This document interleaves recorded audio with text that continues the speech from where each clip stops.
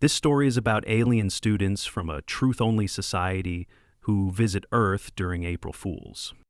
The ship hovered invisibly over the American Midwest, cloaked in a veil of atmospheric refraction so tight that even weather balloons glided past without noticing. It was April 1st. Unbeknownst to the delegation aboard the Irix-class observation vessel Clarion Thought, this date was anything but neutral. The crew, 5 alien students from the Ulnari Academic Concordance, were the best of their planetary league, chosen not for military prowess or diplomatic experience, but for the one trait their species revered above all: truthfulness. Their society, rooted in generations of absolute honesty, had abolished fiction, sarcasm, satire, and even metaphor. Poetry existed only as literal statements set to meter. They were here for a semester abroad. Lead observer Enick adjusted his neural translator as he peered down at the surface. This region is labeled Kansas. The data indicates a high density of agricultural output and passive cultural interaction, ideal for first contact. His voice, which in Ulnari society was always exactly as emotional as needed, trembled with quiet awe.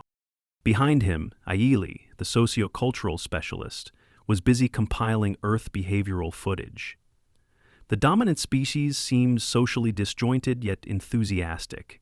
I watched 2 males slap each other repeatedly while shouting "bro" as greeting protocol. They then devoured a synthetic meat circle at alarming speed. "Humans," Tavor whispered, eyes wide. "They appear unbound by logic, a fascinating dichotomy of compassion and recklessness." "Precisely," Enick said, "which is why they are to be approached with curiosity and utmost respect. We will descend, interact minimally, observe local customs, and share knowledge if appropriate." A soft ping notified the crew of a successful scan.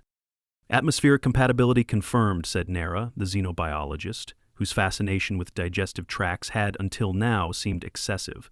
"We may land." "Let us begin," Enick declared. The shuttle landed quietly in a cornfield near the outskirts of the town of Rivet, Kansas. It was 6:42 in the morning. Unaware of the metaphysical implications of the date, the crew disembarked with dignity and purpose. 3 hours later, Enick was convinced gravity could be turned off on weekends. The shift had begun subtly. Their assigned local liaison, a high school science teacher named Mike Landry, had greeted them with warm hospitality, if a bit of confusion. He was tall, tanned, and wore a blue hoodie that read, "I paused my game to be here." A red, plastic cup of coffee trembled in his hand. "You folks are in for a treat," Mike had said after the aliens introduced themselves and expressed interest in Earth customs. "Today's the best day to learn, April Fool's Day." Enick had blinked, a full ocular lens rotation. "Fools possess a designated seasonal period?" Mike chuckled. "Sort of. It's tradition. We play jokes, make up stuff, trick each other." Enick took a long moment to process this. "You manufacture falsehoods, deliberately?" "That's right." Mike looked delighted. "All in good fun." "Fun lies," Enick repeated, horrified. He turned slowly to Aeli, who was already recording with a scanning orb. Mike clapped his hands. "All right, time for the tour. First stop, school assembly. We got a special one today." At 9:00 IEM, the aliens found themselves seated in the Rivet High School gymnasium bleachers among a crowd of teenagers who were either too sleepy or too caffeinated to notice the visitors' blue-gray skin and luminous eyes. A student in a cardboard lab coat took the stage. "I'm here to announce an amazing breakthrough. As of last week, NASA confirmed that gravity can be turned off on weekends to conserve cosmic energy. So from now on, Saturdays and Sundays, you can just float." He jumped. A hidden bungee cord flung him upward and held him suspended in midair. The gym erupted in cheers. Enick gasped, grabbing Tavor's arm. "They manipulate gravity casually. It is not even restricted to their scientific elite." Mike, standing behind them, whispered, "Pretty cool, huh?" Enick's brain short-circuited slightly. "Why is this not documented in your global physics literature?" It's new, Mike said, deadpan. Tavor turned to Ayeli. Mark this. Human physical constants are mutable by will of adolescent scholars. Things spiraled from there. At the cafeteria, a girl named Madison solemnly told Nara that cows in Kansas had been genetically modified to lay chocolate in egg form each spring. My uncle's farm supplies the whole town. Want to see? Nara, who had just finished an entire monograph on Earth mammals, blinked once. But cows lack oviducts. Madison shrugged. Earth biology, right? 5 minutes later, Nara was frantically sampling cafeteria chocolate eggs with a sterile probe, muttering, "This defies all reproductive logic." At 2:00 p.m., during a student debate about sock laundering, a boy named Tyler swore that socks vanished not in dryers but through a hidden, government-operated quantum portal designed to collect cotton fibers for cloud seeding. Enoch listened gravely, nodding.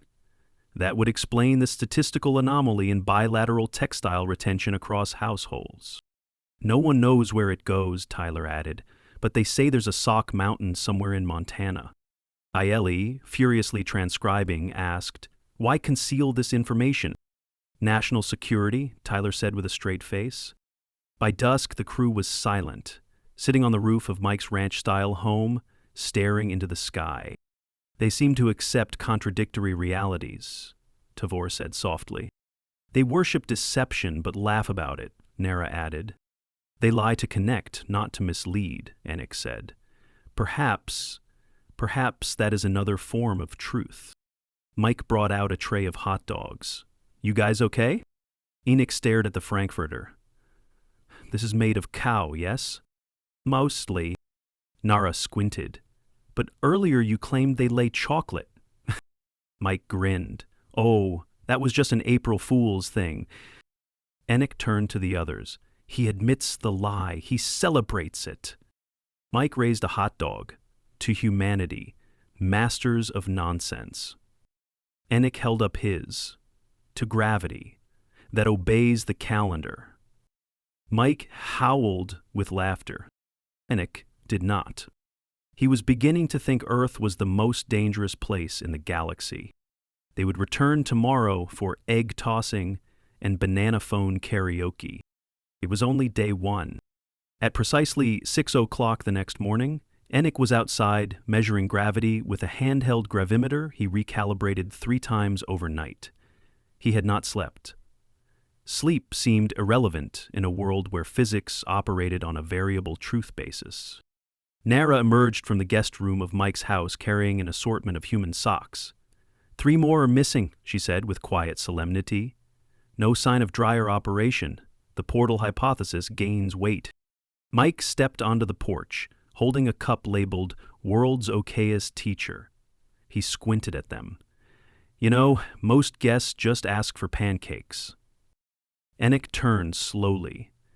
We are conducting a series of control tests before the weekend. If gravity vanishes tomorrow, we need to understand baseline levels. Mike blinked. You know that was a prank, right? Yes, Enoch said with a straight face. Which is why we must remain vigilant. Over breakfast, Mike introduced the aliens to toaster strudels, which, Tavor declared, the closest thing to edible hallucination. By 9:00, the crew had gathered their field gear and accompanied Mike back to the high school. Today's events would include a biology lab, 2 sports demonstrations, a senior prank, and, per Mike's casual warning, at least 1 instance of spontaneous theater. The first event was a biology lesson. Mr. Edwards, the school's cheerful biology teacher, instructed students to extract DNA from strawberries. Enoch, excited to see real science, leaned over a workstation and adjusted his translator to max sensitivity. This is simple, Mr. Edwards said. First, you mash the strawberries, then add soap and salt to break the cells, then you use rubbing alcohol to make the DNA appear like snotty strings. Amber whispered, the molecular blueprint of life, reduced to a kitchen procedure. Remarkable. Then a student raised his hand. Is it true that if you eat too many strawberries, your DNA becomes fruity? Mr. Edwards didn't hesitate. Absolutely. That's why my brother glows pink under UV light. The class burst out laughing. Enoch did not. He was still writing that down when a student rolled in a giant chicken costume and declared he was now principal for the day. No one stopped him. The actual principal gave him her keys and walked away, whistling. "Is this a coup?" Ayeli asked. "No," Mike said. "Just April." During lunch, the aliens were approached by a boy named Casey, who offered them a limited edition banana phone. He wore a lab coat and goggles and claimed it used reverse fruit telekinesis to make long-distance calls. He even had a user manual. Enoch hesitated. "We are aware that telekinesis has not been verified in any Earth-based study." Casey nodded solemnly. "That's what they want you to think." Ellie accepted the banana. "How does it work?" "You yell into it until someone answers." "They did." Casey's friend across the cafeteria yelled back, "Wrong number." ILI wrote for 10 straight minutes. Later that day, the students gathered for the annual senior prank in the school parking lot. The prank, according to local legend, had escalated year after year. This time, the seniors released 300 helium balloons shaped like small cows, each bearing a QR code that led to a YouTube video titled "Cows in Space." Enoch stared up at the floating herd. "This seems illogical." "It's tradition," Mike said. "No one really knows why. But it is expensive and inefficient." Exactly.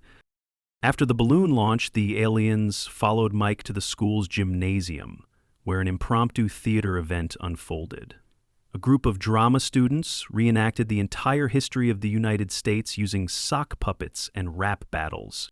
"Is this educational?" Tavur asked. "It's legally adjacent," Mike replied. The sock, playing Abraham Lincoln, ended his performance with a backflip and shouted, "And that's how I freed the bears." Nero leaned over. "Was that true?" "Not even close," Mike admitted. That evening, back at Mike's house, the aliens gathered to analyze their data. Enoch projected a series of notes onto the living room wall.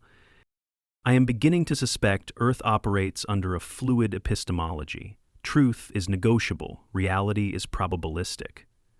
And that, plus her research with the church, seems to wrangle people. Tavor tapped his pad. "Today I recorded 17 blatant contradictions, 3 unverified claims, and a musical number about tax fraud. None of them were challenged."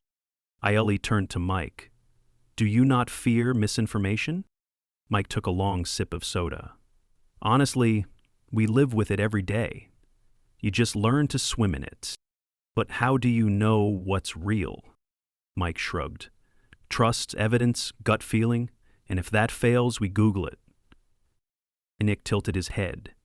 "Google, is that an oracle?" "Pretty much." Nara suddenly shouted from the laundry room. "Another sock has vanished. I marked them with radioactive dye. The portal's real." Mike raised his hands. "Nope, that one fell behind the machine last week." "I forgot to tell you." Nara froze. "So the mystery was human negligence?" "Yep." She sat down. "I no longer know what to believe." "Welcome to Earth," Mike said, grinning. As the sun dipped behind the cornfields, a soft hum filled the air. Enoch activated his wrist console and signaled the mothership. "We require philosophical recalibration." "And more chocolate eggs. This planet is destabilizing our logic matrices." Tavor looked up. "Tomorrow is Saturday. If gravity holds, we must reevaluate. And if it doesn't, then we'll fly home without fuel." Mike stood beside them, hands in his pockets. "You guys take everything so seriously." "It is difficult not to," Enoch replied. "You say nothing and everything. Lie for joy, invent for amusement, and no one stops you. That's what freedom looks like," Mike said. Enoch was quiet for a long moment. Then he nodded once. "We will observe further, but cautiously." "Wise choice," Mike said. "Tomorrow's a big day. Parade, pancake race, and pie catapult. Hope you packed helmets." None of them had, but they didn't cancel the mission. They wanted to see if gravity really did take weekends off. At 7:02 on Saturday morning, Enoch floated a tennis ball above a kitchen scale in the driveway, eyes narrowed, lips tight. It had not budged. No sudden gravitational fluctuation, no levitating squirrels. Just Kansas, flat as a pan and twice as humid. Tavor sat beside a lawn gnome, arms crossed. Still gravity? Enoch tapped the scale twice, as if to coax it into non-compliance. It may be late. Humans are rarely punctual. From behind the screen door, Mike called out, "Did the planet start floating yet?" "Not yet," Enoch replied. "Shoot. Well, we got a town parade at 10. Don't be late. You'll miss the pancake race." "We are unfamiliar with the concept," Tavor called back. "You'll figure it out." They did not figure it out. By 10:05, they were standing at the corner of Maple and 4th Street as the Rivet Spring Parade rolled down the road. A marching band led the procession, blaring distorted brass renditions of 90s dance music. Behind them, a float shaped like a giant chicken with aviator goggles passed by, blasting soap bubbles from its wings. Children screamed with joy. One shouted, "It's the bubble poultry," as though announcing a historical monarch. Enoch leaned toward Mike. "What cultural or historical purpose does this chicken serve?" Mike shrugged. "Last year's float caught fire. The bubble poultry was Plan B." Following the chicken was a line of middle-aged joggers dressed as pancakes, hurling syrup packets into the crowd. Behind them came the main event, the pancake race. 10 contestants, most of them clearly under-caffeinated adults, lined up with frying pans, each holding a cooked pancake. The goal, as the announcer bellowed, was to run from the start to the finish while flipping the pancake at least 3 times. "This is your test of skill?" Tavor asked. "It's tradition," Mike said. "Everything here is tradition," Eli muttered, recording footage as a man in a moose onesie tripped over his own pancake mid-flip. The pancake race ended in a tie between a barefoot teenager and a retired postal worker named Gladys. The aliens applauded politely. Gladys bowed and tossed her winning pancake into the crowd. Nara caught it and immediately bagged it for DNA analysis. Next came the pie catapult. It wasn't metaphorical. Rivet High's engineering club had constructed an actual wooden trebuchet. Its target, a foam cutout of a disgraced former mayor across the field. Each launch sent a whipped cream pie sailing, sometimes toward the target, sometimes toward the bleachers. The audience ducked and laughed. No one sued. "This violates at least 3 interstellar safety ordinances," Enoch muttered. "You think this is chaotic?" Mike said. "Wait till the talent show." They didn't wait long.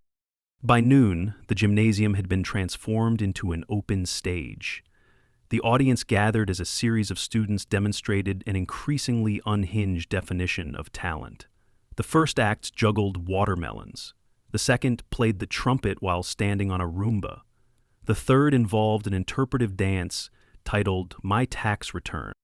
Enoch turned to Aieli. "Is this a ritual? A mating display?" "No," Mike said, biting into a soft pretzel. "Just fun."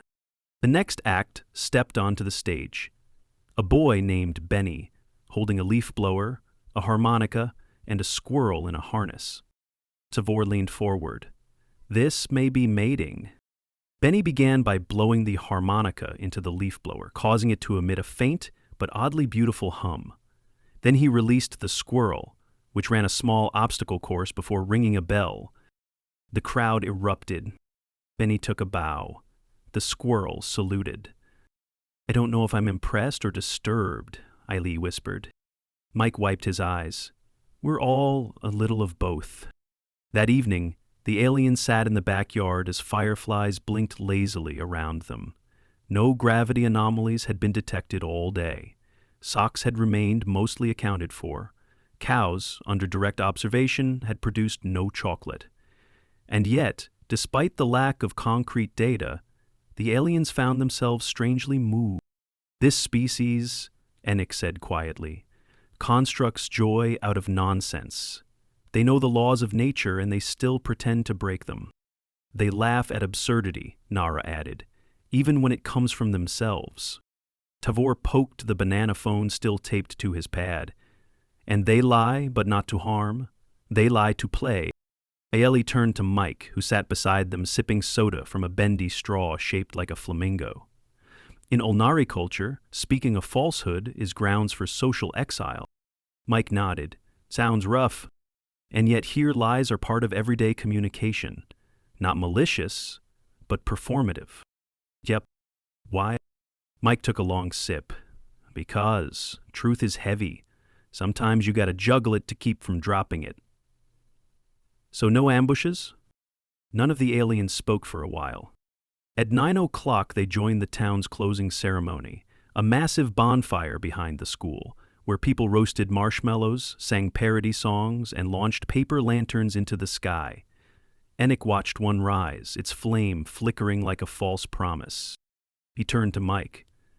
Would you lie to us, even now? Mike looked him squarely in the eyes. If it made you laugh, absolutely. Enoch smiled for the first time since arriving. We will need time to process this planet. You and me both, Mike said. As the fire crackled and someone began singing an off-key version of Livin' on a Prayer, Enoch leaned back and looked at the stars. The universe felt bigger now.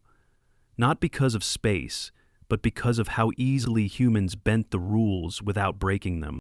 He no longer believed in weekend gravity anomalies, but he did believe in something stranger, and possibly more dangerous: imagination.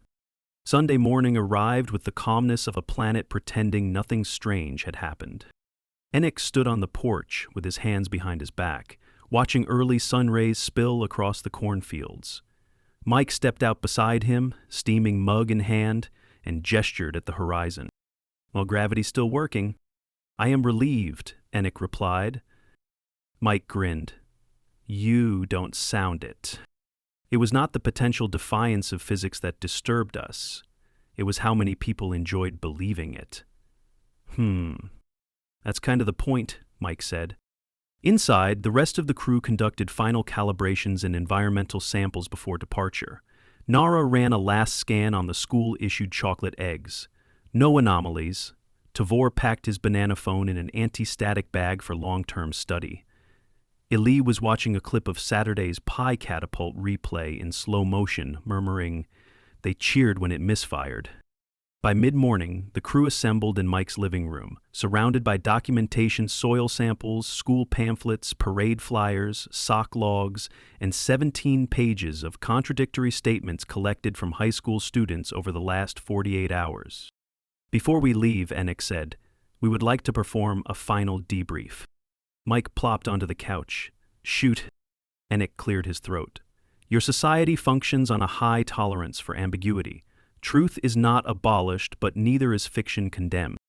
Mike gave a non-committal nod. You entertain both simultaneously. Lies are permitted under the cover of play, logic is warped to extract joy, and nobody panics. Well, except during prom season, Mike said. Tavor raised his tablet. We have cross-referenced over 13,000 statements made in casual conversation, and an acceptable percentage were false. And yet, you seem to thrive. Mike leaned back. Yeah, we're kind of like cockroaches that way. Aeli adjusted her recording orb. We also observed that no retributive consequences followed these falsehoods. In fact, several lies resulted in laughter, applause, and a medal shaped like a waffle. That was for pancake valor, Mike said. Big honor around here. Nara stepped forward, holding a small box. We wish to give you something in exchange. She opened the box, revealing a silvery stone the size of a coin. It shimmered faintly and emitted a soft hum. This is an Ulnari memory crystal. It stores unaltered events, cannot be edited, rewritten, or deleted. Our society uses them to preserve absolute truth. Mike whistled. That's beautiful. You may keep it, Enoch said, as a gesture of academic confusion. Mike smiled. Thanks. I'll put it next to the snow globe I got from Omaha. Enoch hesitated. It does not open, and it is not for shaking. Mike raised both hands. Noted. At noon, the aliens returned to the field where their ship remained cloaked. Mike drove them in his dusty pickup, music playing from a single crackling speaker. As they pulled up, Enoch turned in his seat. "We owe you an apology." Mike blinked. "For what?" "For assuming that honesty was the only path to integrity. You showed us another way, a more chaotic, less rigid path." Mike scratched his chin. "You know, some folks would say lying is bad no matter what." Enoch nodded. "We still believe in truth, but perhaps now we also understand that joy has its own kind of truth." Tavor chimed in, "One built not on facts but on meaning." Mike gave a low whistle. "You kids talk like philosophers." Enoch tilted his head. "We are 19. Mike laughed. They climbed out. The ship shimmered into view, a tall, obelisk-like craft humming with quiet power. As they prepared to board, Enoch paused. "I must ask one more question." "Shoot. Do you really have a mountain of socks in Montana?" Mike grinned. "You'll never know." Nick almost smiled. "Then our data remains beautifully incomplete." The ship lifted into the sky moments later, disappearing with a shimmer. Mike stood there a while, the memory crystal still warm in his pocket, the grass still flattened where alien boots had stood. He looked down at his feet. One sock was missing. He shook his head and laughed. Up above, aboard the Clarion Thought, Enoch filed the final entry of the Earth report. Frozen Moon. Mission concluded. Subject: human cultural interactions. Summary: truth exists, lies persist, humor thrives, logic is optional. Our worldview has been destabilized. Tavor added a footnote: recommend immediate philosophical support for future crews. Ailey concluded, "We did not conquer Earth. We did not fully understand it, but we learned more from their falsehoods than we did from any truth we expected." They all sat quietly for a moment. Then Nora whispered, "I still don't know where that sock went." And no one answered. Because on Earth, sometimes a mystery wasn't meant to be solved. It was meant to be shared and laughed at, then eaten in the form of a chocolate egg.